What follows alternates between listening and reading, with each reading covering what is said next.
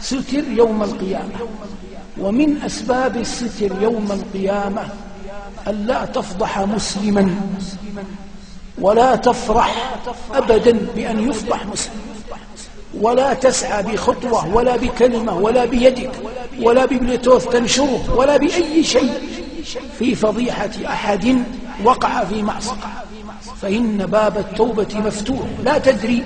لعل الله يتوب عليه فيبقى عليك إثم نشر فضيحته. كلما استطعت أن تستر على مسلم استر. ولو جاءك في جوالك شيء لا طاقة لك به يصور فلانا أو زيدا أو عمرا، أول عمل اسأل الله العافية ثم امسحه ولا تبالي،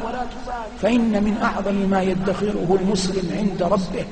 الستر على المسلمين أيا كانت أحواله، ويبقى يستر غيره ولا يحاول أن يفضحهم مع وجل في القلب نحو ربه تبارك وتعالى، لأن يوم القيامة سماه الله جل وعلا يوم التغابن، يغبن الناس بعضهم بعضا على ما يرون، والعاقل من استعد للقاء الله جل وعلا في هذا اليوم بصلواته وبر والديه وبعمله الصالح وبالستر